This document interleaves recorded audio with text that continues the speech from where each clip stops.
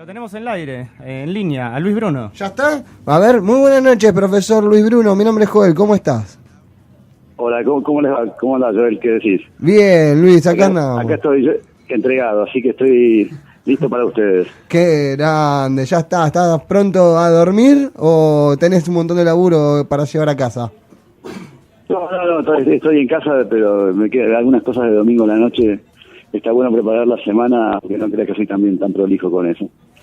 ¿Viste? Uno hereda de la facultad la entrega, ese método que en realidad no somos tan eficientes, y después te lo llevas en la vida, que seguís siendo, o sea, dejás cosas para la tarde, para últimos momentos, o sea, es parte de nuestra disciplina, me parece. Sí, es la idiosincrasia más o menos que nos queda desde estudiantes, imagino yo, vos ya que sos profesor. Sí, lo que pasa es que uno es profesor, es más grande, pero en el fondo yo soy ellos, o sea, uno es un estudiante en otro momento, ¿entendés? Más adelante, entonces hay cosas que te vas matrizando en la facultad y después te van quedando, y esto de las entregas, una vez hay muchas cosas que tenés en la cabeza, pero las terminás de concretar como en el último momento, y las terminás de ajustar casi cuando las tenés que entregar, y a veces con la vida después vas haciendo parecido, ¿viste? Como con la profesión. Luis, Santiago, buenas noches. Recién Hola, decías Santiago, esto de a último momento y demás. ¿Por qué será tan así que siempre dejamos todo para el final?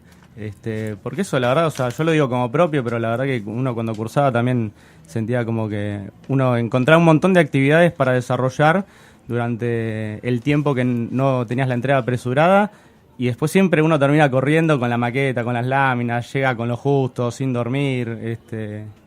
Es así, ¿no? ¿Siempre fue así? Yo creo que tiene dos lados. Uno, que si querés es interesante, porque todo el tiempo vamos a veces como si pensamos algo que es mejor, o alguna idea que es mejor, o sumamos algo nuevo, entonces vas empujando como el tiempo como hasta el final, y después, si querés, uno de más grande que vas viendo como otras culturas, tiene también algún lado negativo, que es que a veces nos pone como más desordenados, llevamos las cosas como al final, y a veces es como si no explotáramos del todo nuestra capacidad, nuestro trabajo.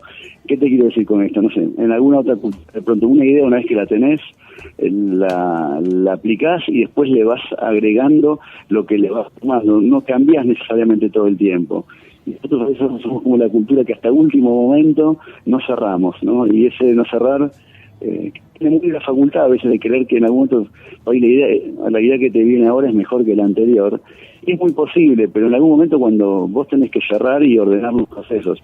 En ese sentido yo no sé si es uno de nuestros puntos tiene como lo bueno y lo malo adentro del mismo tema, ¿viste? Sí, ahora, y yendo a tus épocas de estudiante, pues imagino, esto ya lo contás, siendo titular del taller Explora, en aquel momento, ¿cómo sentías esto? ¿Quiénes fueron los que te hicieron entender que era un proceso perfectible, partiendo de una idea y demás, todo esto que nos contabas recién?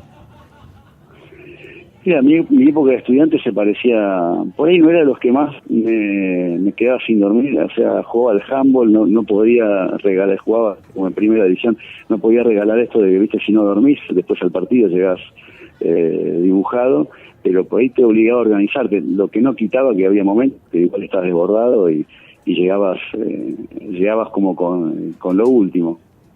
Pero vuelvo a esto que en el fondo, después en nuestra profesión es por lo que a veces nos gastan o nos cargan, y a veces con razón, porque llegamos justo, llegamos tarde, llegamos cansados, y no necesariamente después te lo reconocen y te lo pagan, ¿no? Entonces uno a veces es como que habría que valorar más los procesos y no necesariamente de que eso que está bien ponerle todo, porque uno se educa en poner todo, pero a veces también tenés que pensar que lo que uno cuando es profesional y cuando estás en la facultad también, finalmente si es una línea es porque por algo la pones, y puede que no sea la mejor, pero es la que te permitió llegar, no sé, en ese tiempo, y si no crees que eso lo llevas cada vez más adelante y hasta la fecha de entrega, después siempre te pasa esto que llegás fisurado con todo sobre el final, ¿no? Y al final nos acostumbramos un poco, creo que somos un poco de esa manera, y insisto, no sé si es la parte que tiene algo del folclore, sí, pero no sé si es la que más nos prestigia después.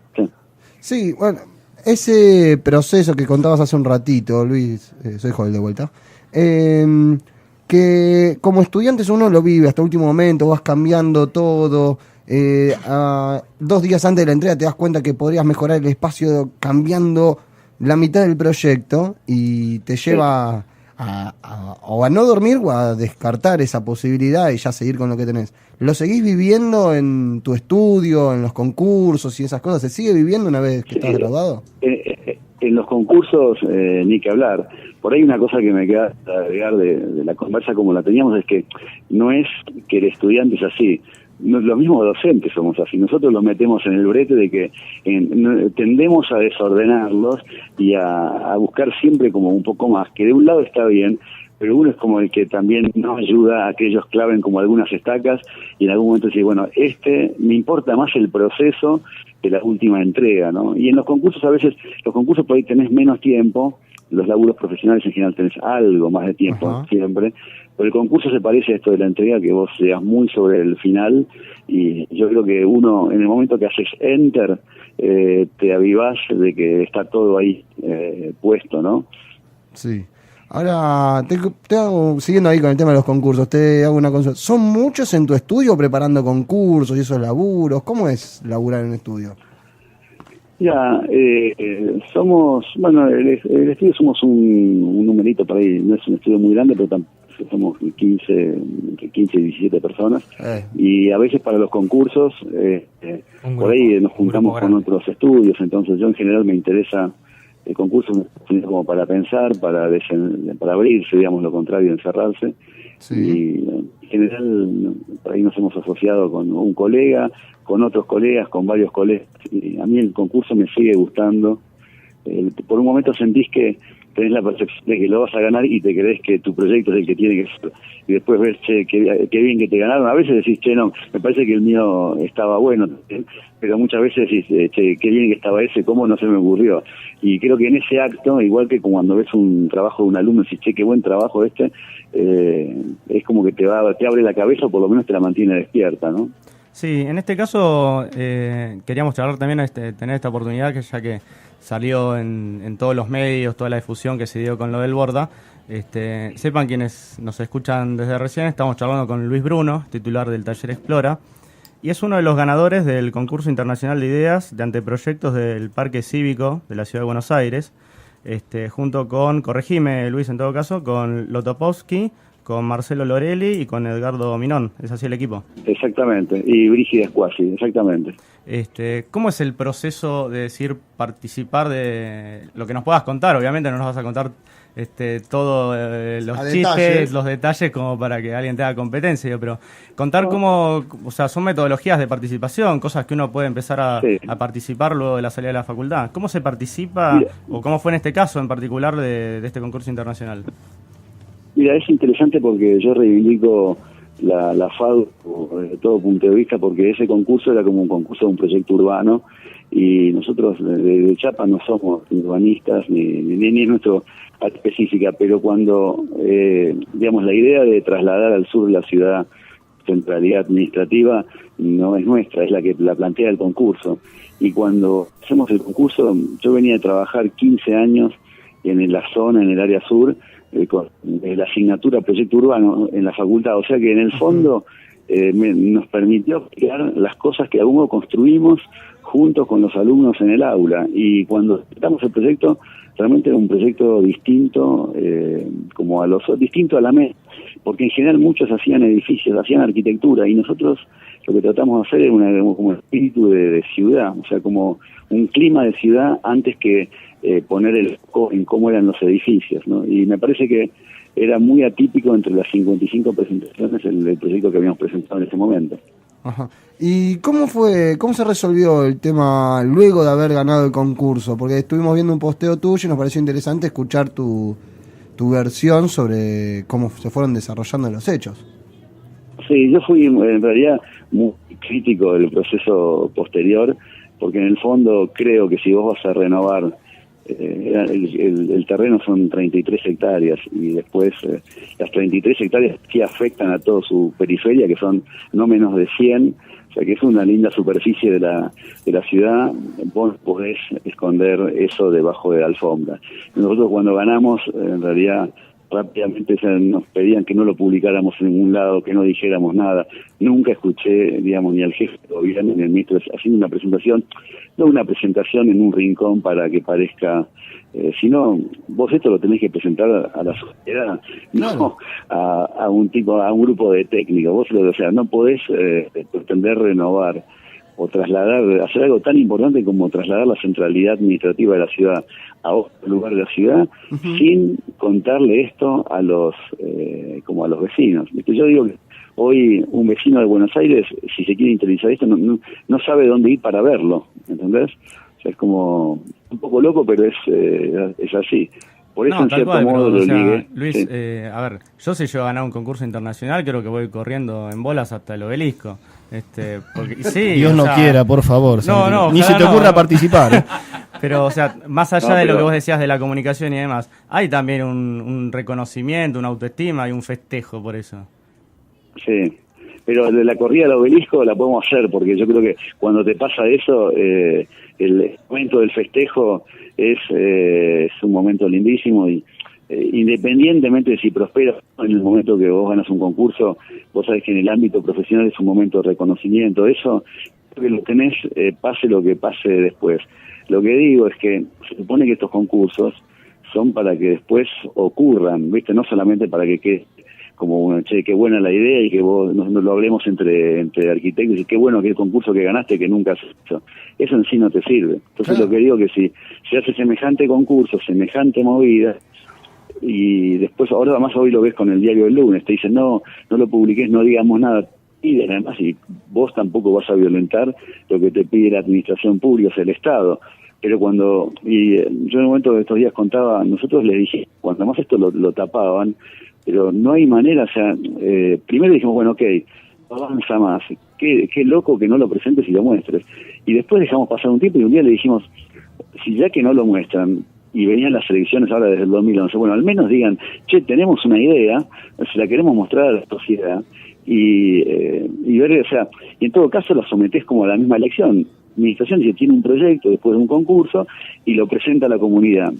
Y en ese momento se lo mostramos ahí al ministro Chahín, o sea, ya veíamos que no tenía difusión, le sugerimos que abriera un proceso participativo y él en una reunión dijo, que nosotros no creemos en los procesos participativos. Entonces, después cuando pasan cosas como la de los incidentes en los talleres y todo, decís, qué pena, porque esto estaba escrito en el aire.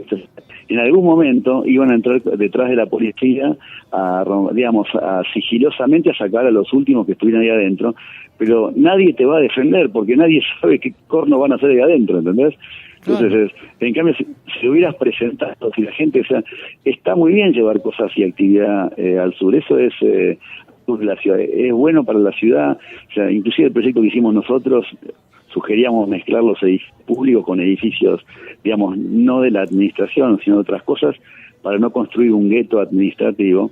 O sea, la idea es buena, ahí tiene un parque, como les digo, de 1,5 kilómetros de largo adentro, pero todo eso no lo sabe nadie. Entonces lo que saben hoy en general todos es que entraron como en la madrugada, como detrás de una dotación de policías, a tomar unos talleres, a echar gente, y vos te pones siempre del lado del echado, con lo cual malográs una buena idea, ¿no? Sí, pregunta, Luis, porque por ahí en el medio yo me perdí.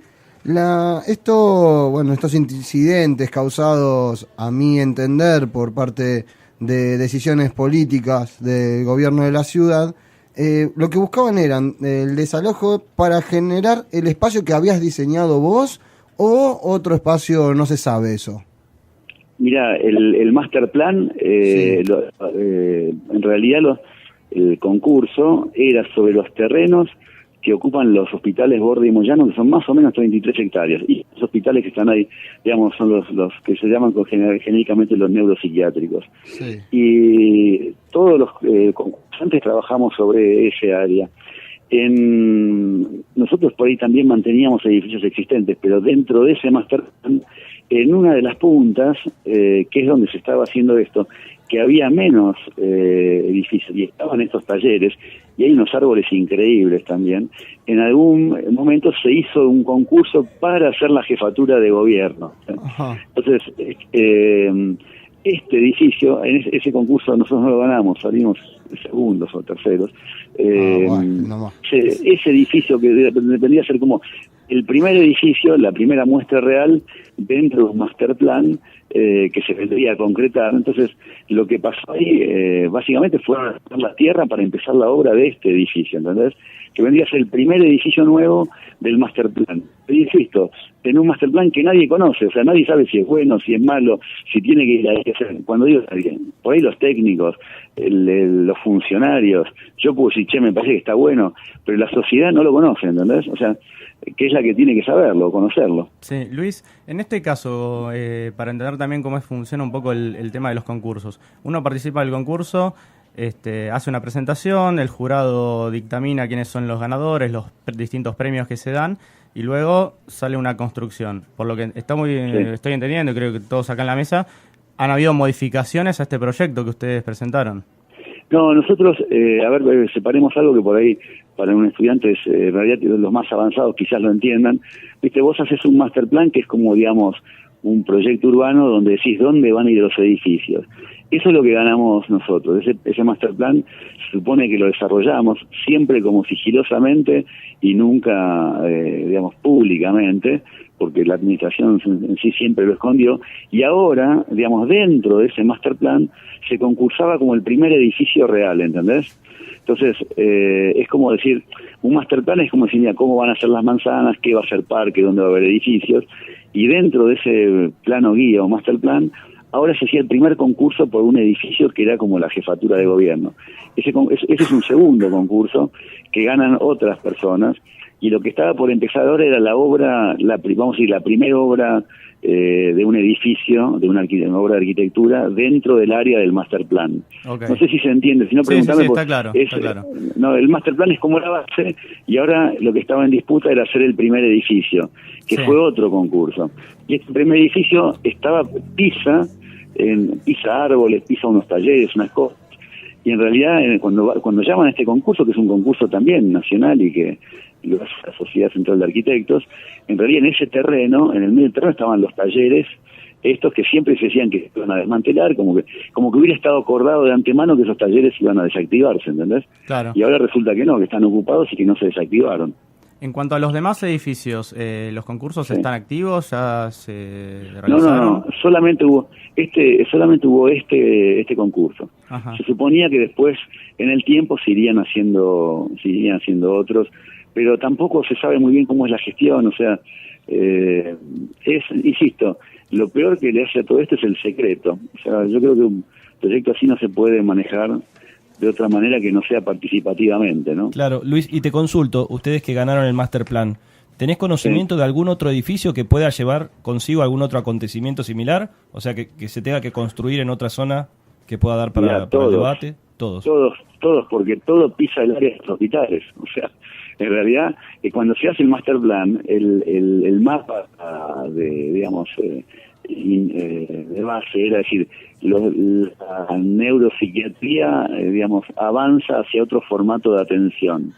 Se descentraliza, se diferencian los casos, algunos se atienden en hospital, otros se derivan otros se atienden, o sea, como si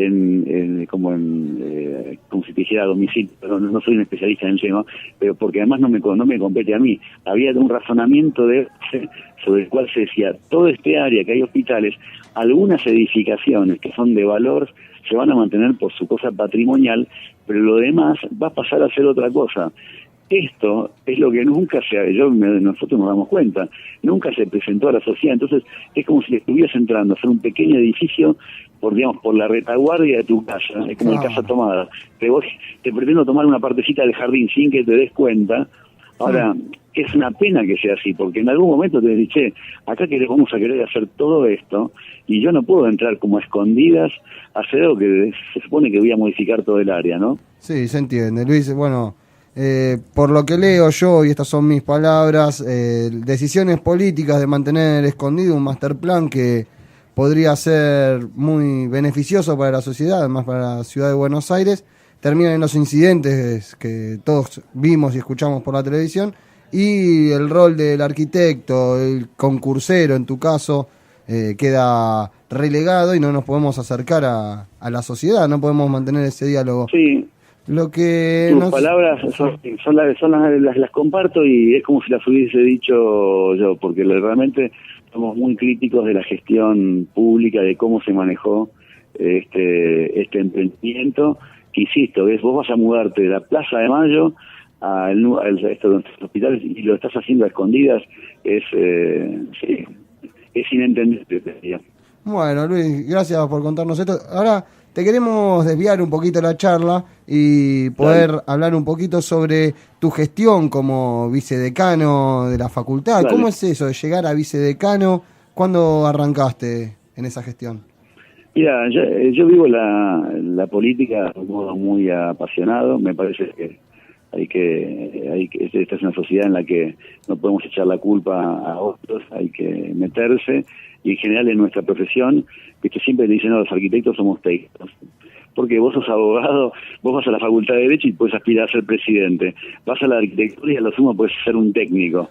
Uno, y no, nosotros podemos también ser políticos. O sea, y creo que la profesión necesita de nuestro involucramiento. Y la verdad, el haber sido vicedecano, el participar de las instancias políticas de la facultad, como tanta gente, viste, a veces sos adversario, compartís cosas, me parece que yo valoro mucho la gente que se involucra y deja parte de su tiempo por el territorio común. Y yo, estuve en un momento de transición de la facultad y la verdad hicimos cosas interesantes, cosas que me parece que fueron positivas, pero en el fondo es como uno participa en un proceso que tiene que ver con involucrarte, y a veces somos muy adeptos a la crítica, y hay que estar en el Estado, hay que quererlo un poco más y hay que tratar de modificarlo, ¿viste? Luis, yo durante toda mi cursada la verdad que nunca le di mucha pelota a la política. Era como que ibas principalmente a cursar más que nada y a rendir y demás. Sinceramente hoy tampoco lo sé muy bien, así que aprovecho para preguntártelo. ¿Qué es lo que hace un vicedecano o un decano? ¿Qué responsabilidades tiene y cuáles son sus áreas sus alcances, de alcance? Claro, o sea, hasta dónde puede trabajar y decidir, sobre qué deciden. Mira, si querés, empezando por el vicedecano, supone que asiste al decano, lo releva a veces, pero la facultad tiene esto que es tan interesante, que es su famoso cogobierno, donde en realidad por un lado vos tenés el gobierno, digamos, la administración que lidera el decano y su gabinete, que son los secretarios, y por otro lado tenés el consejo directivo, que está formado por, digamos, profesores, graduados, que muchas veces son docentes, y estudiantes, ¿no? O sea, yo digo la UBA, la FADU no tiene dueños, y por eso es tan importante. Yo a veces le digo a los estudiantes que hay vida en el aula y hay que aprender que hay vida fuera del aula. Pero y entonces, en ese esquema, básicamente el del vicedecano participa del consejo, es consejero también, y bueno, en realidad su misión básica es suplir cuando hace falta o asistir al decano. Después, en general, todo, como casi todo es a pulmón, se te amplía el panorama y estás, no sé, en más áreas, vas a la UBA, tenés que gestionar concursos, te ocupás de cosas, te complementás con el decano. Nosotros a veces discutíamos mucho con el decano, por ahí tenés diferencias, también representás a grupos, unos a veces creemos una cosa, otros creen otra, pero bueno, es parte del deseo también de transformar ese ámbito que, bueno, ustedes son por ahí jóvenes. Miren, los planes de estudio que tenemos hoy son los del 83 prácticamente, o sea, un par de años después, y tenemos que darle una vuelta de página. Nuestra facultad está muy puesta en el perfil, viste, como el diseño de autor, volvemos un poco al principio del diseño y el diseño del diseño, y un colega me explicaba que encontró 112 maneras de ejercer la profesión, ¿no? Juntando tarjetas de arquitectos. Y nosotros parece a veces que preparamos solamente, y te pasa distinto igual en las otras carreras también, preparamos para ser como el diseñador que va a salir en la revista o que va a ser el gran diseño, y ese se dice en las estadísticas españolas, que de cada 100 arquitectos, 10 trabajan en el proyecto, y de cada 10, uno solo en el proyecto por encargo. Y a veces da la impresión que nosotros preparamos a los 100 para trabajar en el proyecto por encargo, ¿no? Pero bueno, Luis, vos sabés que ir hacia adelante. Un par de domingos atrás entrevistamos a Pablo Cosgaya, titular de Sí. tipografía de la carrera Sí, de sí. diseño gráfico, y una de las cosas que más nos Buenísimo, sorprendió profesor. era Sí. que en la cátedra de ellos, en todos los casos de las nivelaciones de cada uno de los trabajos que realizan en el taller, los alumnos participan. O sea, no es una participación activa, sino es más una participación presencial en la cual ven cómo el titular, el jefe de trabajos prácticos, adjuntos y docentes hacen la corrección y la nivelación de todo el taller de ese trabajo. Nos sorprendió a todos, porque la verdad que ninguno en arquitectura habíamos cursado en una cátedra en la cual existiera esa apertura, y lo entendíamos como algo muy, muy enriquecedor, porque incluso tenés el hecho de los conceptos, hablar con rigor, hablar con terminología que tiene que ver con la carrera y con el profesionalismo. ¿Eso es practicable en arquitectura también? Mira, yo creo que sí. Nosotros en Escuela tenemos un sistema de representantes que en sí funciona muy bien. Y el año pasado, por primera vez, quisimos implementar esto que hace Pablo Costalla, y te voy a ser franco, hubo bastante polémica adentro y no lo implementamos. Yo creo que es como una cosa que debería caer, porque como vos bien decís, no solo es bueno para, digamos, los estudiantes, por ahí decimos inclusive los representantes en el sentido que son como unos mediadores entre sus compañeros y ellos, pero te obliga, como vos decís, a ser más preciso, a cuidar el idioma, o sea, a ver por qué una cosa y por qué otra. Y a mí me parece que, yo en general siempre siento que todo lo que se hace público es mejor. Pero quizás, como vos decís, no estamos del todo preparados, pero siento que es como una ficha que puede caer en cualquier momento o empezar a suceder. Está bien. Yo creo que con los años por ahí se puede amoldar el resto de las carreras de la FADU. Personalmente espero que sea así, Luis. Y te quería preguntar, tu rol ahora... Sí. Disculpame, te paso una línea corta. En realidad, esto que hacemos en arquitectura en el último año con los juris, claro, en arquitectura 3, algo de eso tiene, porque en el fondo son tribunales, digamos, ¿viste? Los alumnos escuchan, los otros, o sea, no son cerrados, los tribunales en sí debaten y dirimen, después terminan calificando como en privado, pero toda la corrección es como pública, y me parece que por lo menos es casi hasta te diría que es un formato. Alguna vez Edith Lidwin, que fue una secretaria académica de la UBA, explicaba que es como único en UBA, pero creo que es un formato que tranquilamente podría haber en los diseños, podríamos exportar a los diseños, y que algo tiene que ver con eso que ustedes plantean, ¿no? Sí, esperemos que se siga extendiendo, y sí, lo vivimos en parte, como bien decís vos, en los jury. Ahora te quería preguntar sobre tu rol hoy en la gestión de la facultad, pues sabemos, porque bueno, viste, Radio Pasillo se escucha más que Radio Colmena, digamos, en la facultad. Es una sí, o igual. En todos lados, creo que se escucha más que Mitre, ponele, Continental. Sos un mentiroso. Sí, sí.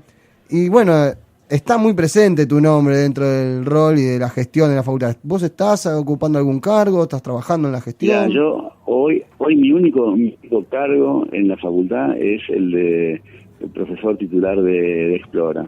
A mí, como les decía antes, me apasiona la política, me identifico con algún grupo político y la verdad tengo mucha afinidad con el decano y con todo su equipo de gobierno, que en realidad es más de un grupo, y también a lo largo del tiempo generando como ciertas empatías y afectos con gente que por ahí en un momento también fuiste adversario en otro momento, pero concretamente yo hoy no tengo ningún cargo, me ayudo en todo lo que puedo porque hay tantas cosas para hacer y porque me interesa siempre como la política FADU más allá de la puerta de mi taller. Ah, bien. Entendiendo que te interesa la política, estás cercano a la gestión y bueno, siguiendo con la misma fuente de la que los venimos manejando, también se rumorea, viste, que este año, le cuento al resto de los oyentes, estamos hablando con el profesor Luis Bruno, ex vicedecano de nuestra facultad de la FADU-UBA. Este año en la FADU hay elecciones obligatorias de los 3 claustros, profesores, graduados y estudiantes, y esa elección va a determinar los consejeros directivos que elijan al futuro decano. Tu nombre siempre se rumorea. ¿Vos cómo lo ves? ¿Cómo te sentís para fin de año? ¿Cómo ves esa posible candidatura? Mira, en la facultad siempre hay varios nombres dando vuelta. El mío entre ellos, muchas veces quien hace también divide aguas, entonces tenés los que te acompañan, los que, digamos, dicen, o sea, y la facultad es una especie de pueblo, es chico y también es grande, con lo cual a veces uno no es que conoce a todo el mundo, digamos, con el tiempo también soy consciente de ese lugar de exposición, y como la facultad tiene, la UBA tiene este sistema indirecto, digamos, veremos cómo se va dando después con los resultados electorales. A mí lo que me parece que hay muchos, o hay varios por lo menos, buenos candidatos siempre para esta instancia como para hacerlo, y bueno, viste, veremos cómo llegamos después a octubre. Creo que las elecciones son muy importantes, es importante que los alumnos se involucren.